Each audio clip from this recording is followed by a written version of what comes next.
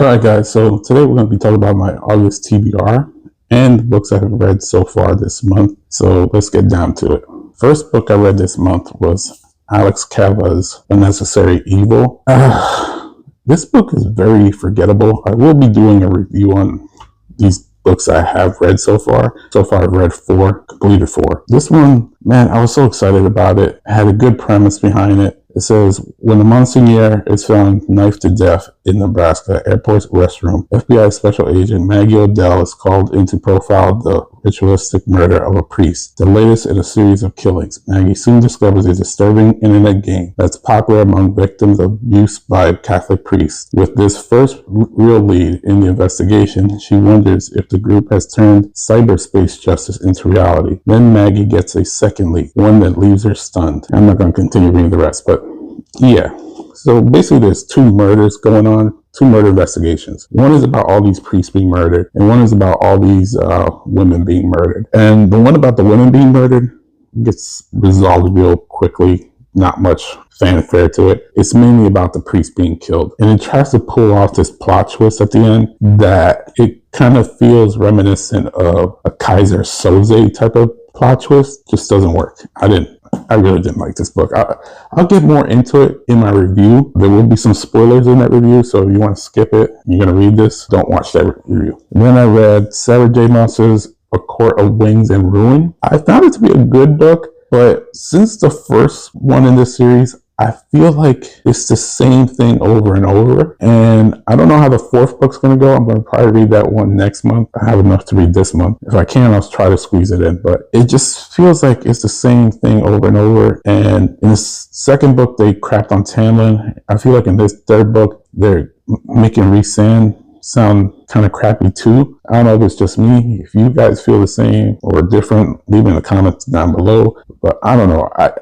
I ended up leaving this book hating Rhysand, especially this one part at the end where Feyre goes to seek help during this battle, and Rhysand later is like, oh, you should have told me that you were going to leave, because I would have left this battle to go with you just so I could have peace of mind. And then Cassian, he takes a chance because he sees how the fight is going, and he gets hurt. And then, what's his name, Rhysand gets pissed off at him. And I'm like, dude, you were willing to abandon your freaking people that are fighting for you just to have a peace of mind to make sure your wife is okay. And Cassian's fighting and risking his life. Shut the hell up. You should wish you had like 1,000 Cassians. You would have won this war very easily. I don't know. I just ended up not liking Rhysand all that much. And I don't know where these books are going. I love the first one. I'm kind of mixed on the 3rd one, so I don't know. I haven't decided what type of rating system I'm going to give it, but I will do a review on this one too. So I got a couple book reviews I got to do this month. And then there's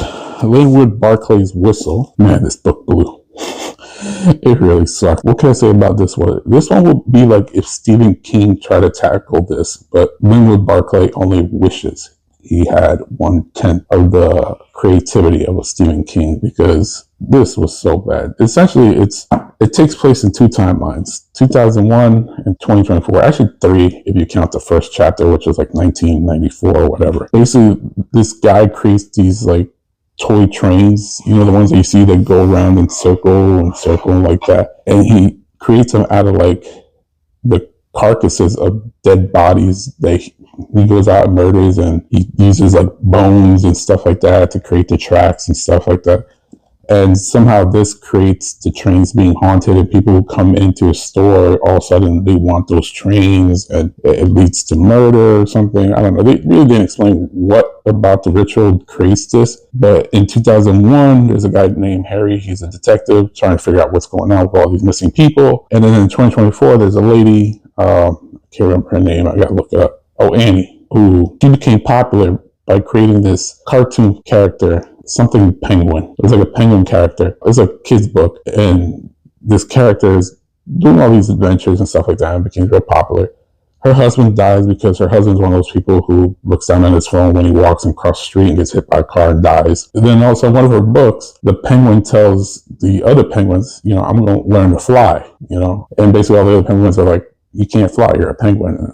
that penguin's like, well, I'm going to do it anyway. He writes this book, creates it, sells very well. Of course, one kid reads into it and goes, well, people tell you you can't do something, you can do it. So they tell me I can't fly, I can fly. So I'm going to jump off this balcony. And the kid does that and dies. She's all shooken up about it. And she retreats to this cabinous area where this town where everything was taking place in 2001. And there, of course, her son finds one of those trains and all this other crap happens. And this is the large print version. So this book was 610 pages in large print. So I don't know how much pages it was in like regular print, but it had so many errors. Like besides the plot, there are editing errors in this book that are so egregious. There's one paragraph in here in this book that I read out loud about 5 or 6 times to myself. I was like, no, that can't be right. And then I read it to my wife. I was like,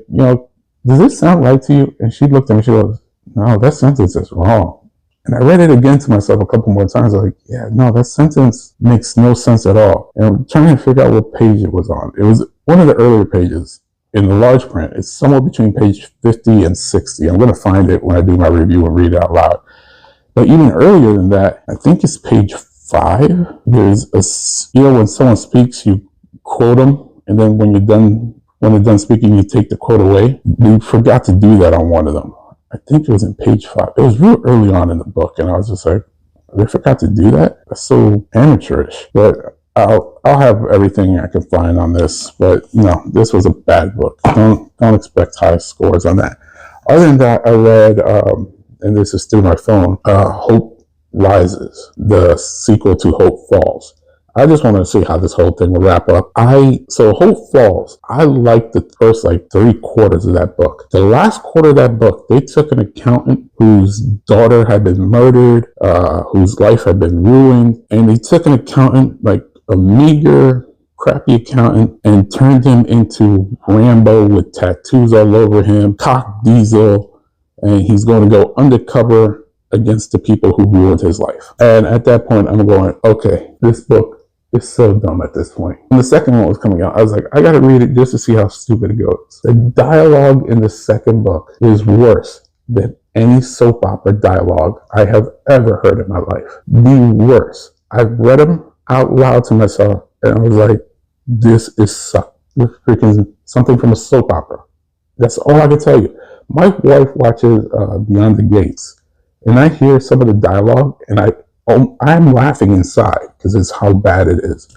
This book was worse. If you were to put this dialogue on TV or in a movie, you would get up and leave. It is that bad. And then again, the one thing I hate more than anything in any book, in any movie or anything, is when something happens that causes a situation to alter, and then in the end you find out that situation never really happened. How can I put this? If you ever watched the last Space Jam movie, there's a glitch in the system that LeBron James kid created, that if you use this move, it causes a glitch and your character is erased forever. At the end of the movie, Bugs Bunny does this move, that glitch move, and erases him. So he basically dies. Bugs Bunny dies. Now, of course, if you watch that movie, you know Bugs Bunny's not going to die, and Warner Bros. Is not going to kill off one of his most famous properties ever. But it takes knowing that takes away from the moment. But had you not known that, and then 5 minutes later, Bugs Bunny's in the real world hanging out with LeBron James, you would be like, what the fuck's going on? How do you explain that? And this book has one of those moments, and it just pissed me off. But whatever. So those are the 4 books I've read so far. And we're on day 12, so I'm averaging 1 book every 3 days. So now these are the books that are left over, right? So this one was on my TBR draft. This is On Target by Mark Greaney. I have not started this. This is my bookmarker for it. It's the Jason Voorhees mask, the knife. So when I attack this book, what did it say?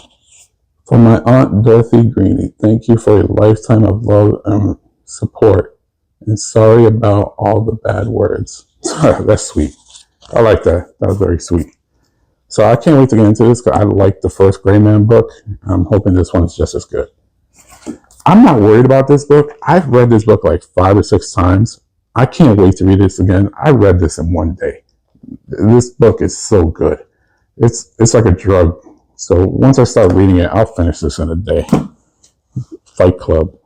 That's God tier. I already know. I'm telling you right now, before I even review it, 5 stars, God tier. There you go. Hey.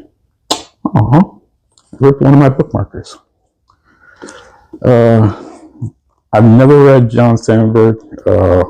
This is a Lucas Davenport novel, Mass Prey. Apparently, I don't think this is like the first one in the series. Let's see. Also, yeah, holy shit. He has Rules of Prey, Shadows of Prey, Eye of Prey, Silent Prey, Winter Prey, Night Prey, Mind Prey, Sudden Prey, Secret Prey, Certain Prey, Easy Prey, Chosen Prey, Mortal Prey, Naked Prey, Hidden Prey. That Naked Prey sounds like a porno. Broken Prey, Invisible Prey, Phantom Prey, Wicked Prey, Storm Prey, Buried Prey, Stolen Prey, Silken Prey, Field of Prey, Gathering Prey, Extreme Prey, Golden Prey, Twisted Prey, Neon Prey.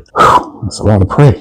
He does kids novels, or is that a character kid? Because it says KIDD novels. Virgil Flower novels, standalone novels, John Cranford and Michelle Cook. If this book turns out good, I might actually go back and try to find the original, try to figure out the order. This one is one that me and my wife been talking about, because we like to do our own little book club thing, so we can talk about books, because we usually don't agree on a lot of books. But Frederick Bachman's You Against Us. Yeah, we love Frederick Bachman novels, so we read Beartown, we loved it. Aces, I think it's God tier, 5 star. I've not read a Frederick Bachman's book that has not been God tier. My Friends, God tier. The one that got me into Frederick Bachman, a man called Ove. I love that one. I don't cry during novels. That one was probably the closest that had me shedding tears. God, I love that book. Us Against You is the sequel to Beartown. I can't wait to read it. 25 Days.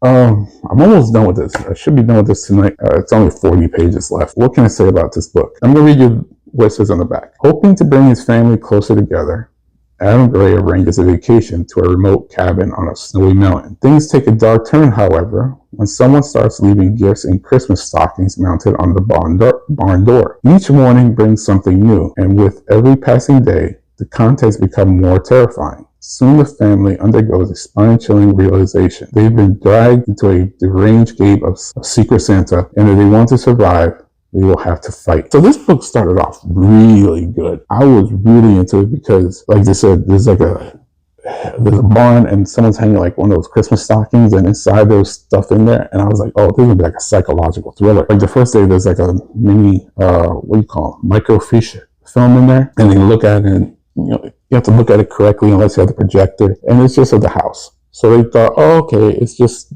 the guy who's renting it to us, he's giving us a little film as like a memory or whatever. So the next day they go out there, they find another one, but the picture's more close up, stuff like that. By like the 6th day, it really gets disturbing. But this is where the book loses its momentum. At one point, they decide, hey, we gotta get the hell on out of here. And they decide to leave by foot. Their car's not working, of course. Another trope in horror movies, cars never fucking work when they're supposed to. So they decide to head downhill, and now all of a sudden it turns into like Texas Chainsaw Massacre, where like they're being hunted down. The thing that doesn't make sense, every chapter is supposed to be a day.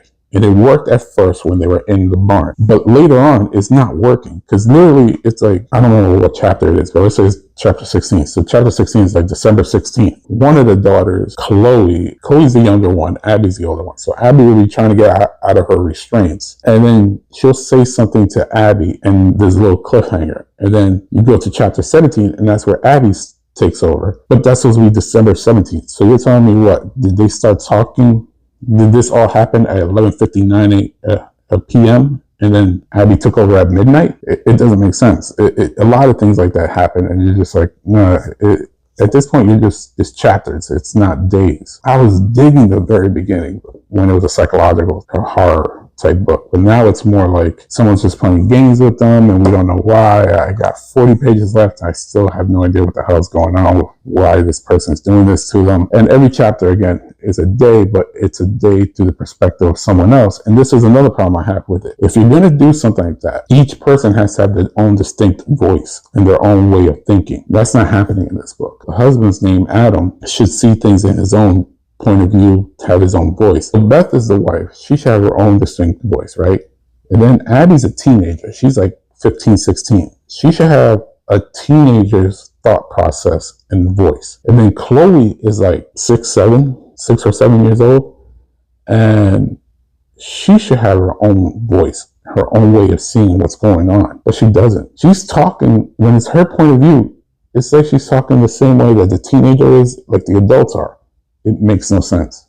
So I wish Per Jacobson would have done something like that. The book is okay, but it kind of let me down. So next one, The Girl with the Dragon Tattoo. This is also on my TBR reading list. This one, I was having troubles at the beginning because I'm like, what the hell is going on? Like the very, very beginning, I was going to say like the first 30 something pages, you're just like, what? Because like the first chapter opens up about these two people who like on his anniversary send flowers back and forth to each other. And, you know, this whole, I don't know, thing about this case they couldn't solve and this and that. I was confused as hell what the hell was going on. Once you get to meet the girl with the dragon tattoo, then you find out about like this case that they're going to be working on. That's when the book starts moving for me. So at first I was moving slowly through it. I think I was on page 37 yesterday. I got up to 93 from morning yesterday to nighttime. Really, that was all within an hour. So I'm hoping by today to probably be around the 200s, 300 area. So we'll see how I go on with that one. I should have that one. So next book I'm going to read after that is probably this one. I've been dying to read a Lee Child novel. Everybody always tells me how great they are. Again, this is large print, as you can see. So I really don't know how many pages this is supposed to be. You can look it up on Goodreads. The large print is 483 pages. I'm pretty sure I could kill this pretty quick. Everybody tells me he's a quick read. This one's called Blue Moon by Lee Child. It's a Jack Reacher novel. I'm hoping it's good. Honestly, Jack Reacher, I never watched any of the movies. I never watched the TV show. But I hear the characters very entertaining. After that, I'm going to read Carl's Doomsday Scenario. I can't wait to get into this. I love the first book. That one was God tier all the way. I was stunned at how much I enjoyed that book. So my wife got me this one. All hail to my wife. Actually, she got me the third one too. So as soon as I'm done with this one, I'm going to jump on the third one. That's why I made a trade, because there was no way in hell I was going to wait until this book got picked by that simulator. I'm reading this one after that. And then I also got Raise a Girl by Carl Hassan. That one I have on my phone, so I had to download that one to read. I will be reading that, I'm hoping, soon. Will I get through all these books by the end of August? Ooh, that's a tough one. I feel like Fight Club and Carl's Doomsday Scenario. Fight Club is going to take me a day. Carl's Doomsday Scenario, I'm going to say 2-3 days maybe. So what do we have? We have like 19 days left. Jack Reacher probably take me about 2 days. So we're talking about, we're at 5 days. This one will probably take me another 2 days. We're at 7. This one I'll finish today, so I won't even count that one. This one I'm going to be slowly reading with my wife, so I'm not worried about that one. This one I'm probably the most worried about because I don't know how long that'll take me if I'm going to be interested in it. This one will probably take me 3 days. Yeah, I think I can do it. It shouldn't be a problem. I don't even think this one's going to be that bad. I mean, he must be a good writer if he's had that many books written. So, yep, that's where I'm at right now. If you have any questions, comments, or any books you want me to check out, let me know in the comments below. Until then, love you guys. Peace.